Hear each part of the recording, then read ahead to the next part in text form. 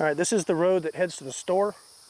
We're just gonna do a quick recon mission, see if there's anything left to loot. And if there is, we'll come back with the truck. Got it.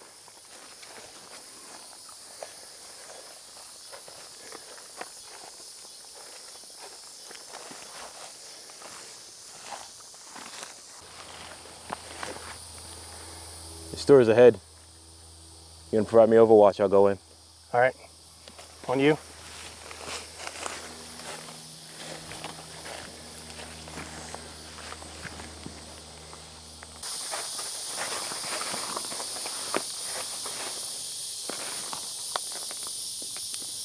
I think it has some people inside. Copy. I got 2 guys coming out of the front of the store. I cannot tell if they're armed at this time. Hey, Slajui! Shit, you got 2 behind you! Move, break right, covering fire! Breaking.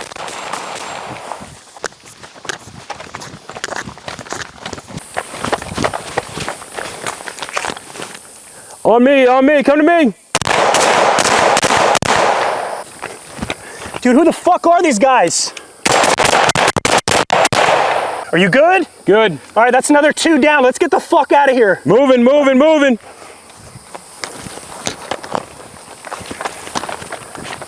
Greetings, viewers. Hopefully you enjoyed that little intro. I wanted to do something a little bit different and a little bit fun with the product we're going to be reviewing today. Before I go any further in the video, I would like to let you know that this is the first time in the history of the channel that a company actually sent me a product. So the item that we're going to be reviewing and talking about today is the PROHEAR RH08 Walkie Talkie. They sent me 2 of them. So these 2 boxes I did not pay any money for out of my own pocket. They were sent to me and the company asked me to do a review and make a little video, so that's what I'm doing. Just keep in mind, because they sent it to me for free does not mean that I'm gonna tout it as the greatest thing ever and tell you that you need to go out and buy it. If you are interested, however, after the video is over, there will be a link in the description box down below. If you click that link, it'll take you straight to the item on Amazon's page, and by going through that link, it will actually help me out, which in turn I can then use to help out the channel and bring you some more content. So again, if you are interested, please feel free to do that. Help me out, help the channel, help everybody else out. So now that that's out of the way, let's get into it. So as usual, the first thing we're gonna do is an unboxing, and then we'll get into talking about the meat and potatoes of the product itself and what I think about it. All right, so let's go ahead and take a look at the outside of the box as usual, and then we'll break it open and see what's in here.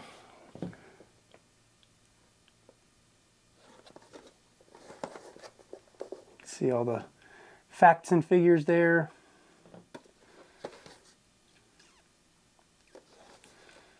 Nothing fancy on the top or bottom. There you go. So let's go ahead and break this thing open.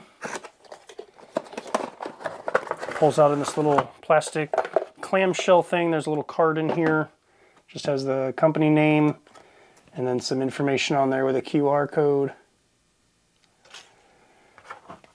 Here's the instruction manual for operating it. It is a multi-fold out page. So they do list the channels and frequencies on here. You can see all the buttons, locations of everything.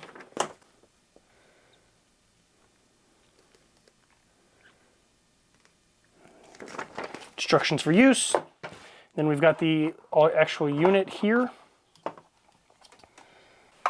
And then it comes with a just little cheapo USB-C cord, nothing fancy there, and then just the plastic packaging. All right, so this thing is super light. Throw it on the scale here, and it comes in at 8 ounces even. You should be able to see that on the camera. So let's talk about this thing. What is it? Well, it is a walkie-talkie that is, again, rechargeable, and it is designed to mount on the, forgive me if I'm pronouncing it wrong, the Howard Leight electronic earmuffs. They snap on perfectly. This is what they are designed to go on. So if you happen to notice on the front of the box down here at the bottom, it says custom designed for these specific earmuffs. It just so happens that I use these earmuffs, and I have several pairs of them laying around, so it works out great. They attach super simple. So they do have this little hinged door piece at the bottom, and then the top is solid. And all you do is you kind of have to finagle it a little bit. You might have to extend the ear cups out. You can plug in the wire beforehand or after. It goes into the little audio jack, so it only goes on the one side. You kind of reach it through and you hook the top, and then you pull this flap out of the way until it reaches around and locks in the bottom.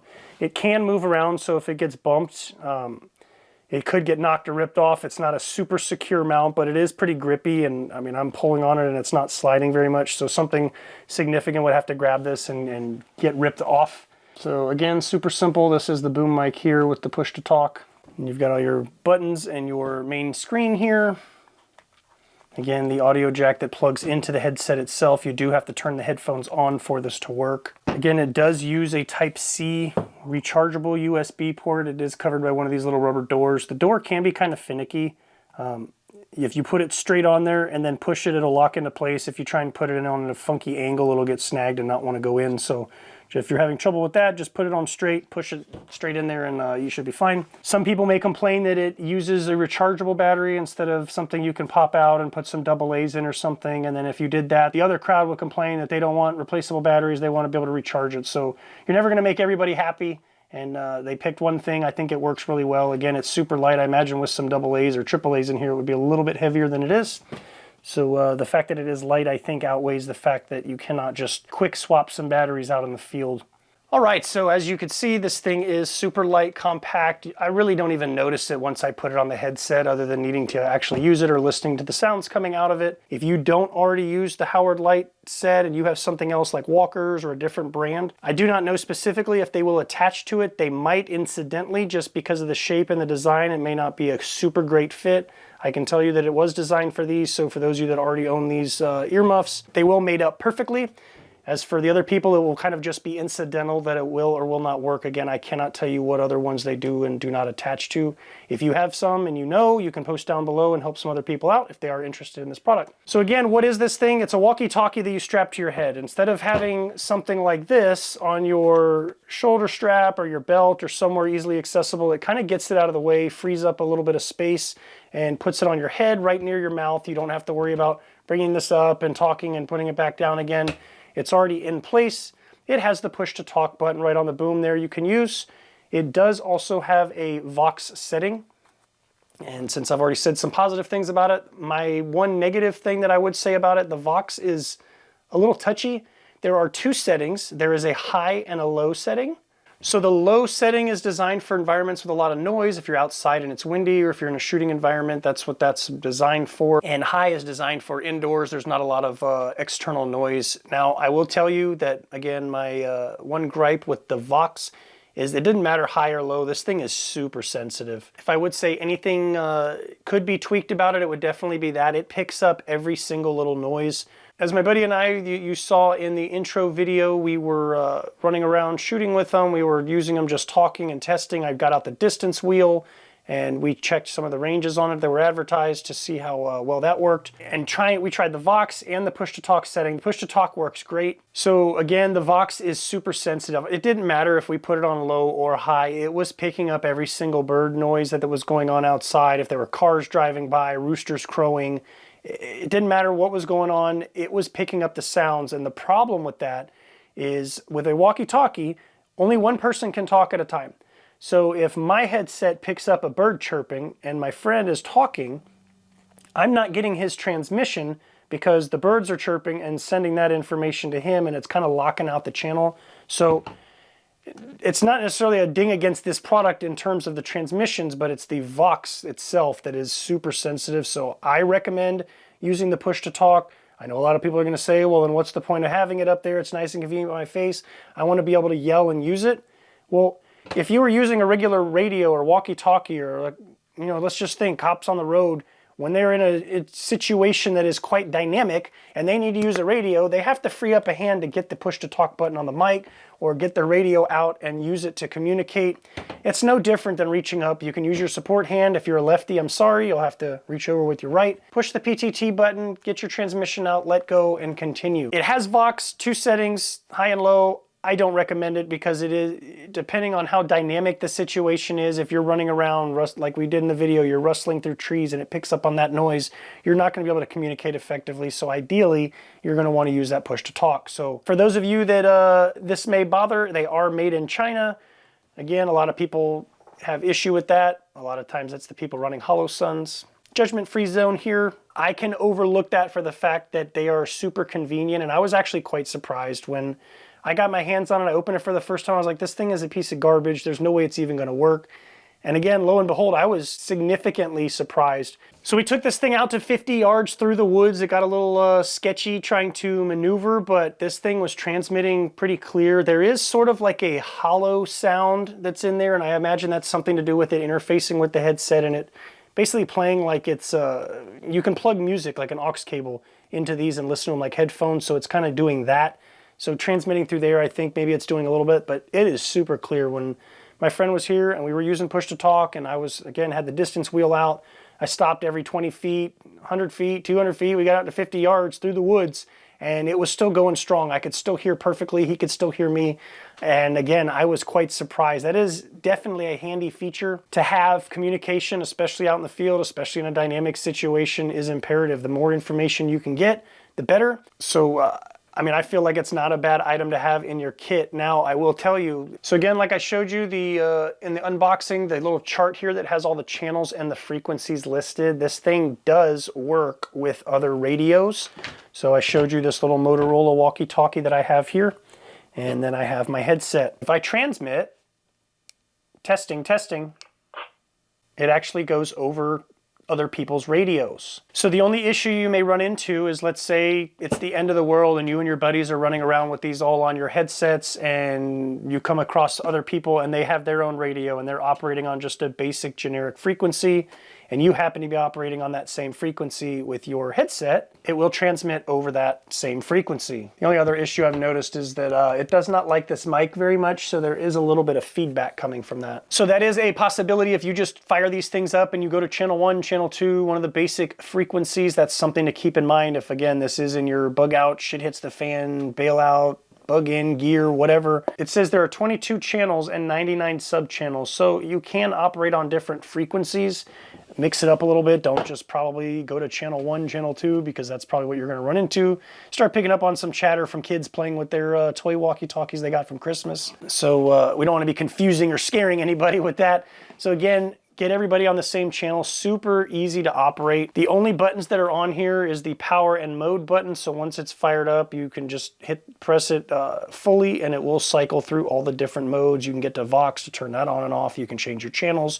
You've got your up and down arrows for that. Super easy to operate. I mean, there's really not a whole lot to say about it. It is a walkie-talkie, that's it. You push the button, you talk, you let go, it transmits, it has a list of frequencies. I am not a comms guy. That was not my job in the military. I was in medical. So if there's any comms guys out there that have any input on that as far as the frequencies and the channels and everything you can do with this, I am not well versed in that. So I'm not going to sit here and give you a lecture on what to do transmission-wise and what frequency you should be on and how to do all that stuff. I just know how to change it, match the 2 channels between your units or however many you guys are using, set them all on the exact same channel, push the button and talk to each other. That's as much as my knowledge works with it, and I know that they actually work because, again, we tested them. We ran around in the woods, we tested them at distance, we tested them while shooting. Didn't have any issues with that. Super light, didn't even notice them. And since I already wear this headset anyway, again, not even noticeable, other than I had to actually remember to reach up and push the mic to talk instead of just screaming. So when you do charge them, and you plug in the USB port, the LCD screen on here, there is a little battery indicator that you'll see it kind of filling up as it's charging. Once the unit is done charging, that little battery indicator will just stay solid with all the little dots inside of it, and you'll know it's fully charged. We ran around with these things powered on and using them with the Vox and switching Vox high and low, using push to talk, them on all day, and the battery hasn't even gone down a little bit. Granted, they are brand new, and as you well know, batteries over time, charging them and discharging them, the length of time that charge will last likely diminishes. Again, I just pulled these out of the box today, and we started running around and testing them. Quite honestly, again, I don't want it to come across that somebody gave me these for free and said, hey, do a review on them and tell everybody they're the best thing ever. I'm not telling you it's the best thing ever. It's a walkie-talkie that you put on your head. You can go to the store and buy a set of these, or you can buy one of these and put it on there. They're $35.99 on Amazon. They do have a little discount on there right now for 12% off. I don't know when you watch this video if that's still going to be active or not, but I'd say $36 for one unit. That could be a big pill to swallow for some. For others, they understand how important communication can be, especially if you're operating with multiple people and making sure everybody's in the loop and included. Again, this is a Motorola walkie-talkie. I've had a set of these that I've used for many years. They've worked just fine. Again, not a comms guy, not delving into the minutia of all the functions and frequencies that are available. Can't do that with this as well. I'm not qualified for that.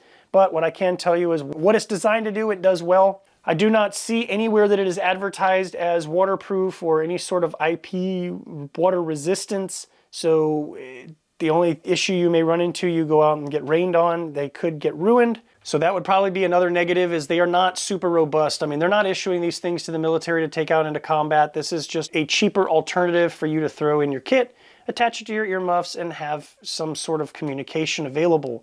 The only other thing that I could suggest, perhaps using something like this for a training class. You have a longer line of people that you are responsible for, and hearing from one end to the other may be a little bit difficult. You don't want to scream all day and lose your voice. You have the option to get into somebody's ear and they can hear you a little bit further away. Without even having to take their hands off their weapon, they can listen to you right in their ears and hear everything you have to say instead of saying what, and having to turn around every 5 seconds to get range commands. Just an option, not saying you have to do that, but it is something that I may potentially use them for as well. Anyway, I feel like I've taken up enough of your time. If you feel like I've missed anything or you have any questions further about this product, feel free to leave me a comment down below. I'll be glad to get back to you as soon as I can. I always try to respond to all of my comments in a timely fashion. If I cannot answer your question in simple text format, I will be glad to do a follow-up video or short, making sure that I give you all the information you're looking for. So anyway, with that, thanks for watching, and we'll catch you in the next video.